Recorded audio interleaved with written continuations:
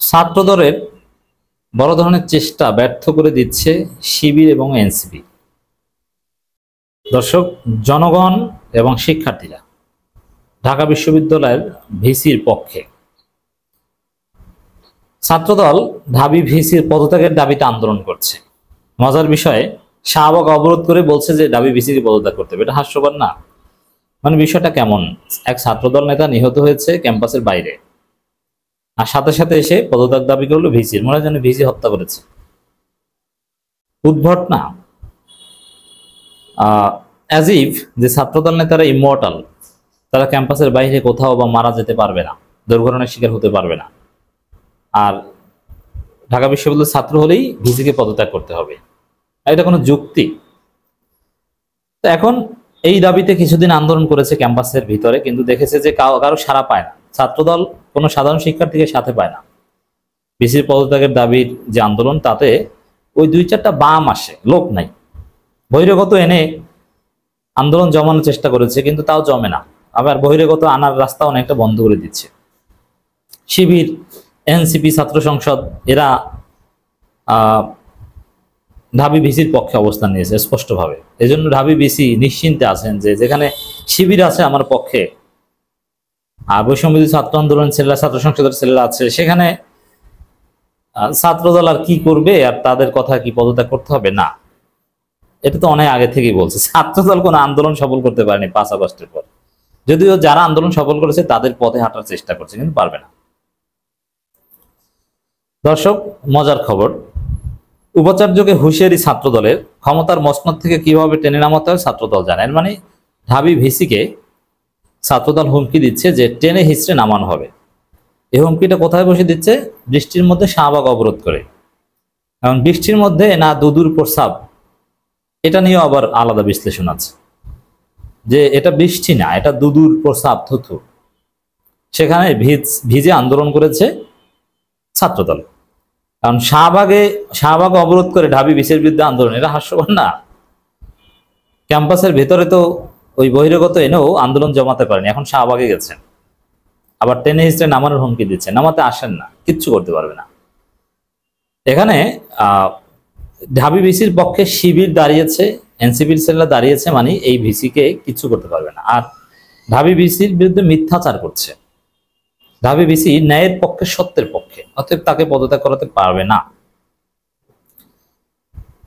তাকে জামাত ট্যাগ দেয়, অথচ তার জামাত সম্পৃক্ততার কোনো প্রমাণ নেই। আর যদি জামাত হয়েও থাকেন, তাতে কি? তিনি কোনো অন্যায় করেছেন? তিনি কোনো ভুল করেছেন? আপনাদের সাথে কোনো বৈষম্যমূলক আচরণ করেছেন? আপনারা বহিরাগত নিয়ে এসেছেন, আপনার অছাত্র, আপনাদেরকে কি বের করে দিয়েছে? না।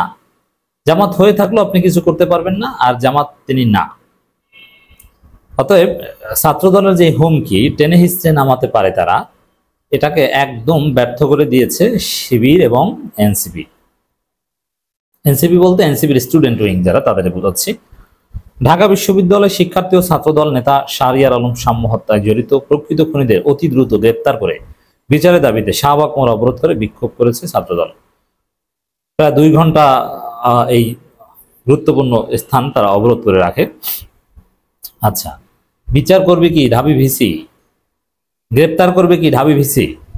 তাকে টেনে আনছেন কেন? গ্রেপ্তার করছে পুলিশ, তদন্ত করছে র্যাব, এসবি, ডিবি, বিভিন্ন টিম। তো সেখানে আপনি ঢাকা বিশ্ববিদ্যালয়ে ভিসিকে টেনে আনছেন কেন? এর মানে এই লাশ নিয়ে, খুন নিয়ে রাজনৈতিক ফায়দা হাসিলের চেষ্টা করছে ছাত্রদল। সড়ক অবরোধ করে ছাত্রদল নেতাকর্মীরা স্লোগান দেয়, আমার ভাই কবরে, খুনি কেন বাইরে, বিচার বিচার বিচার চাই, সাম্য হত্যার বিচার চাই, উই ওয়ান্ট জাস্টিস, এক দফা এক দাবি, ভিসি প্রক্টরের পদত্যাগ ইত্যাদি। এর সাথে ভিসি প্রক্টরের পদত্যাগ হলো কিভাবে? এই জন্য আমি মনে করি এই প্রথম কথা হচ্ছে খুনি বাইরে না, খুনিকে গ্রেপ্তার করা হয়েছে, রিমান্ডে আছে তারা। আর দ্বিতীয় কথা হচ্ছে এর সাথে ভিসি প্রক্টরের পদত্যাগ দাবির মধ্য দিয়ে আসলে এরা সাম্য হত্যার বিচারই চায় না, এরা চায় রাজনীতি করতে। সাম্যের প্রতি ছাত্রদলের কোনো ভালোবাসা, শ্রদ্ধাবোধ, টান নাই। টান থাকলে এই উদ্ভট কাজ করতে পারতো না। প্রকৃতপক্ষে বিচার চাইতো, কিন্তু বিচার চায় না। তারা চায় তাদের তারেক রহমান এজেন্ডা বাস্তবায়ন করে। তারেক রহমানের পছন্দ না এবিসি, তাদের তাকে সরানোর অ্যাসাইনমেন্ট ছাত্রদলকে দিয়ে দিয়েছে, এখন সেই সুযোগ কাজে লাগাতে চায়। ঢাকা বিশ্ববিদ্যালয়ের প্রক্টরের পদত্যাগও চান ছাত্রদল নেতাকর্মীরা। ঢাবি ছাত্রদলের সাধারণ সম্পাদক নাহিদুজ্জামান শিবন বলেন, সাম্য হত্যাকাণ্ডের 7 দিন পার হয়ে গেল, প্রকৃত খুনিদের গ্রেপ্তার করা হয়নি। আচ্ছা, প্রকৃত খুনিদের গ্রেপ্তার করা হয়নি এমন ভাবে বলছেন যাদেরকে, যে 3 জনকে গ্রেপ্তার করা হয়েছে তারা প্রকৃত খুনি না। তাহলে প্রকৃত খুনি কারা আপনারা জানেন, তা আপনারা বলে দেন, তালিকাটা একটু মিডিয়া ফেসবুকে লেখেন, এরা হচ্ছে প্রকৃত খুনি, এরা প্রকৃত খুনি না। কারণ প্রকৃত খুনি কি, শিবির কাউকে গ্রেপ্তার করতে পারলে, জামাত ফ্যামিলি কাউকে গ্রেপ্তার করলে তখন সে হবে প্রকৃত খুনি নাকি? মানে বাটপাড়ির আর জায়গা পায় না, কোনো যুক্তি আছে? এরা যে প্রকৃত খুনি না, রিমান্ড শেষ হওয়ার আগে কিভাবে বললো তারা? আন্দাজে। আর প্রকৃত খুনিরা গ্রেপ্তার করতে হবে ইত্যাদি। এর সাথে ঢাবি ভিসি প্রক্টরের সম্পর্কটা কি? জুলাই অভ্যুত্থানে যে সাম্যের আন্দোলন সংগ্রামের মধ্য দিয়ে তারা ক্ষমতায় বসেছে, সেই সাম্য হত্যাকাণ্ডের পরে প্রতিবাদে তাদের এখনো কোনো কথা বলতে শুনলাম না। না, এটা একবারে সর্বোচ্চ গুরুত্ব দিয়ে সরকার এটার তদন্ত চালাচ্ছে। আর তদন্ত হবে, বিচার, গ্রেপ্তার হবে, তারপরে সে বিচার। অতি দ্রুত যদি সাম্যের হত্যাকাণ্ডের প্রকৃত খুনিদের গ্রেপ্তার বিচার করতে না পারেন, তাহলে আমরা যমুনা ঘেরাও করবো। দেখেন, এই যে কথাটা যে অতি দ্রুত প্রকৃত খুনিদের, এই প্রকৃত খুনি কে আর কে না, এটা তো আপনারাই ঠিক করে দিচ্ছেন। তাহলে আপনারা বলেন প্রকৃত খুনিকে, সাহস করে বলেন যে প্রকৃত খুনি মানে জামাত শিবির নাকি? তো প্রকৃত খুনি কে? এই জায়গায় বাটপাড়ি। ঢাকা বিশ্ববিদ্যালয়ের ভিসি নিয়াজ আহমেদ খান চট্টগ্রাম বিশ্ববিদ্যালয়ে পড়ালেখা করেছেন। তিনিও একজন বহিরাগত। আমাদের আকাঙ্ক্ষা ছিল তিনি আমাদের নিরাপদ ক্যাম্পাসে উপহার দেবেন, কিন্তু তার আমলে আমার ভাই সাম্য হত্যাকাণ্ডে শিকার হচ্ছেন। তাই এই ভিসিকে নিজের ব্যর্থতা দায় স্বীকার করে অতি দ্রুত পদত্যাগ করতে হবে। উদ্ভট, এতে তাদের ওই পুরো দাবি দুর্বল হয়ে যাচ্ছে। এই যে ঢাবি ভিসিকে বহিরাগত বলা হচ্ছে, প্রথম কথা হচ্ছে ঢাবি ভিসির যে সিভি, তার যে প্রোফাইল, বর্তমানে ঢাকা বিশ্ববিদ্যালয়ে যারা ভিসির প্রত্যাশী সবার চাইতে তিনি যোগ্য, এক।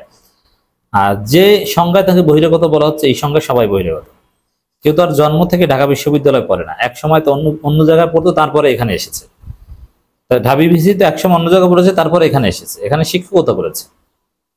আর ভিসি হতে এই বিশ্ববিদ্যালয় হতে হবে এরকম কোনো আইন নেই। তাহলে কি আপনি আইন মানেন না নাকি? তাকে বহিরাগত কেন বলেন? তিনি বহিরাগত নয়, তিনি ঢাকা বিশ্ববিদ্যালয়, এখানে অনেক বছর যাবত আছেন, 30-35 বছর যাবত এখানে চাকরি করেন। আর কি চান এখানে? বহিরাগত কিভাবে? তাহলে যারা ইউরোপ আমেরিকা থেকে পিএইচডি করে আসে তারাও বহিরাগত নাকি? এই সেন্সে কে বহিরাগত না? ছাত্রদল কেন্দ্রীয় সাধারণ সম্পাদক নাসিরউদ্দিন নাসির এবং শাহরি আলম সাম্য হত্যার 7 দিন অতিবাহিত হয়েছে, কিন্তু আমরা জানতে পারিনি সাম্যের প্রকৃত হত্যাকারী কারা। প্রকৃত হত্যাকারী আমি বলে দিই, ওই যে 3 জনকে গ্রেপ্তার করেছে নেশাখোর, ওরাই হচ্ছে প্রকৃত হত্যাকারী। এখন আপনি প্রমাণ করেন যে এরা প্রকৃত হত্যাকারী না। নেশা নিয়ে মোটরসাইকেলে ধাক্কা নিয়ে মারামারি হয়েছে, আর অত রাতে ওখানে কেন গিয়েছিল? এর মানে নেশাখোরদের সাথে কোনো ভাগ বাটোয়ারায় এই মারামারি হয়েছে। যাদের গ্রেপ্তার করা হয়েছে হয়তো প্রকৃত খুনি তারা। এখন আপনি এটা খণ্ডন করেন, এই যে প্রকৃত খুনি বলেন, আপনারা বলে দেন যে প্রকৃত খুনি কারা, সেটা কেন বলতে পারছেন না? তো দর্শক, এই উদ্ভট আন্দোলন শিবির ঢাবি ভিসির পক্ষে আছে, যার ফলে ছাত্র দলের এই আন্দোলনের কোনো গুরুত্ব নেই, তারা ব্যর্থ হচ্ছে, কিচ্ছু করতে পারবে না ঢাবি ভিসিকে।